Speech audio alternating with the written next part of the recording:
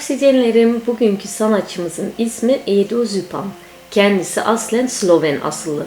Az sonra hem kendisini hem de sanatını göreceğiz. Ja, Edo, kun jij mij iets vertellen over jouw kunst? Over mijn kunst? Er is niet veel te zeggen, er is meer te kijken, denk ik. Ik geniet kunst te maken, ook voor mijzelf. En dat ik dagelijks tussen mijn werkstukken kan zitten en genieten. Dat is ook een van mijn hoofdpunten wat kunst betreft. Ja, Edo, ik zie hier heel veel natuurlijk kunst, maar ook boeken. Hè? Ik ken jou natuurlijk ook van, ik weet niet in hoeverre je nog dit soort werk maakt. Maar dit soort werk ken ik jou van 10 jaar terug. Wil je iets hierover vertellen? Ja, dat is mijn medium om kunst te produceren of te maken. En dat is soms een beetje risicoachtig, omdat dat is ook belangrijk voor de mensen die dat zien of komen te kijken. Dat niet het gevoel krijgen dat ik kunst van iemand anders in vorm van een woord, geschreven woord, vernietig. Ik wil dat woord dat iemand op papier zet en wordt gedrukt in een boek, nog een andere kans geven. Ik wil aan het boek nog een nieuwe kans geven. Alle die boeken die ik hier heb, of dat ik heb gebruikt in mijn kunst, waren ze al bijna onderweg naar papiercentrale, dus vernietigd te worden.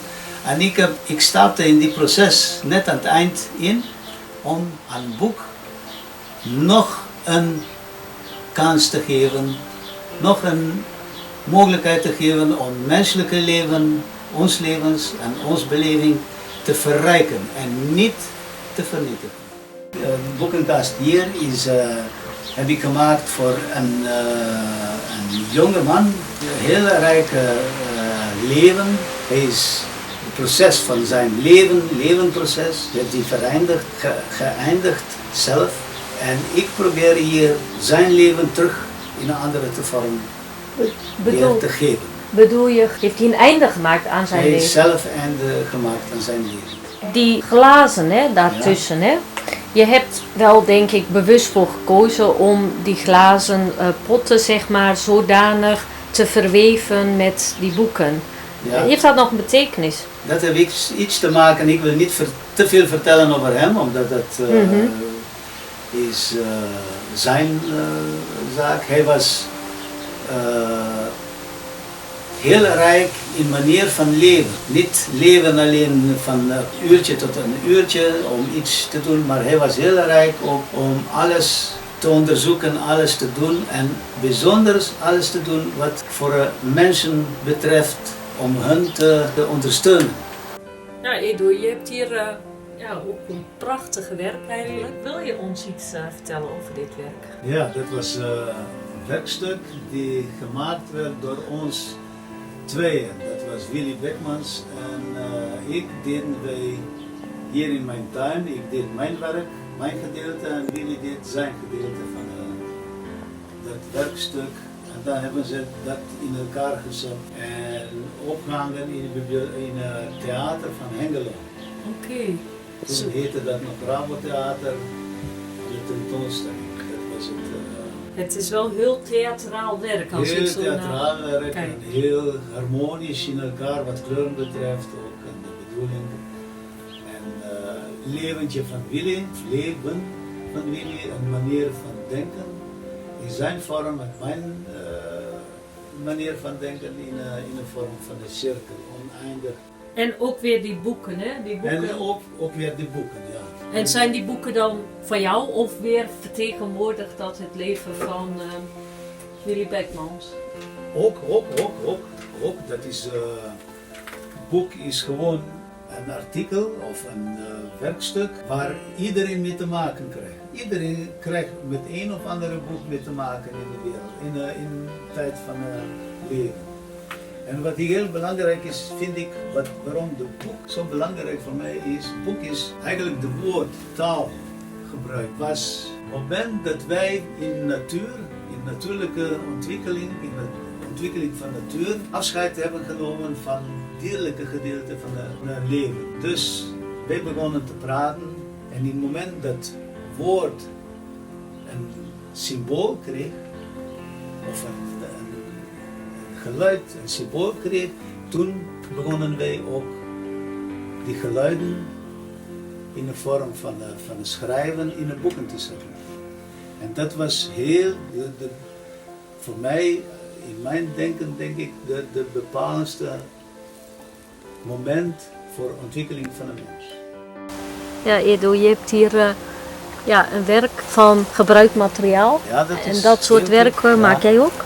Nee, dat was een afbeelding van een prinsesje uit de kinderverhalen. Geëxposeerd, plantsoen in Hengelo. Prins Bernhard plantsoen. En waar haal je je inspiratie vandaan dan? Op beweging in de taal, in de sprookjes van de kinderen kan je zo lezen over prinsesjes, koningen, prinsen.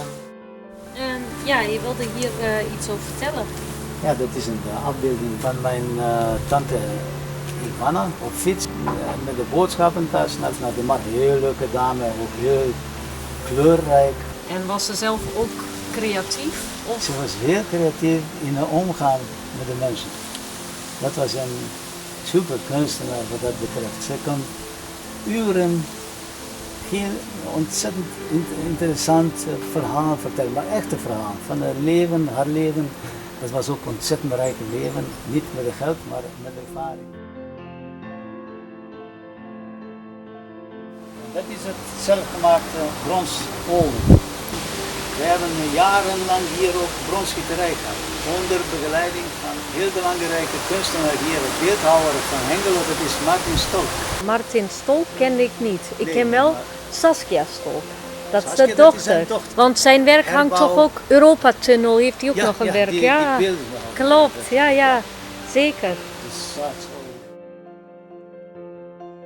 Ja, werk in een soort groenrijke omgeving. Ja, en ook onderdelen zijn gewoon hier afgezaagd, weet je, van bomen. Ah, Ja, omgedraaid en dan een beetje associeerd aan de mens zelf of gezin.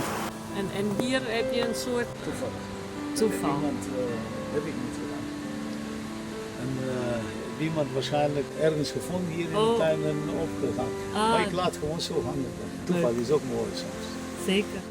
Deze boom, als je dit op de kop zou zetten, ontstaat er dan ook een soort kunstwerk als die twee andere die wij net... Ja, dat zou ook. Hij zal wat zwaarder. Maar dat zou wel mooi zijn. Ja, want kijk, hier heb je ook nog van die vertakkingen, zeg maar. En hij leeft nog wel. Ja. Hier is nog een werkstuk. Solare douche. En daarachter is een fotocel, maar nu is het helemaal begroeid. Kijk, dat hier binnen zie je. Ah, ik zie het. Ja. Het is... Maar kun je ook echt douchen of Nee, niet? nee. Oh, dat niet. Het is gewoon een Jawel, suggestie. nee. Als je water... Als je fantasie hebt, dan kan je wel. Hierboven is nog een.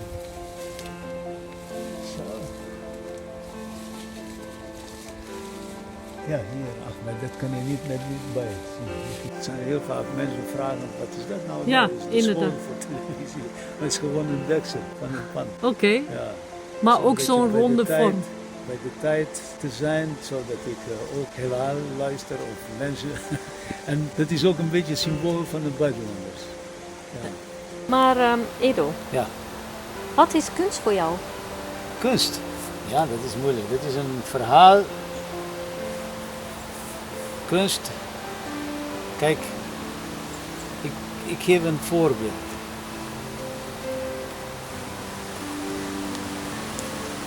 Voor wat kunst en kunstenaar betreft. Een kunstenaar moet kunst leven om kunst te kunnen produceren. Of met andere woorden, een kunstenaar leeft kunst om kunst te zijn, zelf. Hij is geïntegreerd in de kunst. Hij kan niet buiten kunst blijven als de kunstenaar. Dat zijn misschien een paar architecten zo, maar kunstenaar, ik word heel jaloers bijvoorbeeld op Willy Beckmans. Hij doet wat hij is en hij is wat hij doet. Hij is een kunstenaar geïntegreerd in precies dat wat hij doet. Hij doet nooit iets buiten zijn gevoel, zijn inspiraties. Hij doet niks echt voor de markt, wat financiële gunsten zou voor hem betekenen. Hij gaat niet produceren iets om rijk te worden, maar om inspiratie te zijn zelf en zijn werk inspiratie te zijn voor andere kunstenaars, maar ook voor gewone mensen. En als je in één zin wil samenvatten, wat is kunst voor jou? Is dat moeilijk om... Oneinde, oneinde en oneinde en vrij. Vrij. Maar ik heb wel een voorwaarde eerlijk vrij zijn. Niet dat je met de kunst derde persoon beschadigt. Dat is het wat bij mij heel belangrijk. Wat heeft kunst jou gebracht? Mij is, ja, dat is het. Een beetje nou overval je met dit vraag.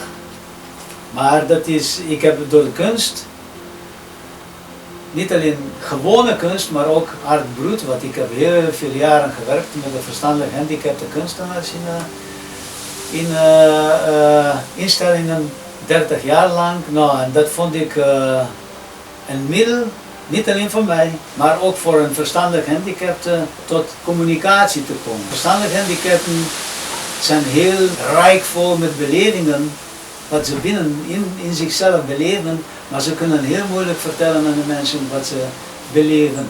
En als je hun kans geeft, dat is niet zoals boeken nog een laatste kans, maar dat als je aan hun kans geeft om door creativiteit of door beleving vast te zetten op papier of doek of in de vorm van afval maakt niks uit. Dat is een verrijking voor de verstandelijk gehandicapten. Dat jij ziet hoe een mens groeit door kunst. Dat praat ik nou over mensen met verstandelijke beperkingen en hoe makkelijker kan uiten wat iemand voelt. En dat reflecteer ik ook op mijzelf. Precies hetzelfde heb ik ook beleefd in mijn ontwikkeling de laatste 30 jaar. Dat ik door de kunst veel makkelijker kon iets vertellen wat anders nooit gezegd kan worden.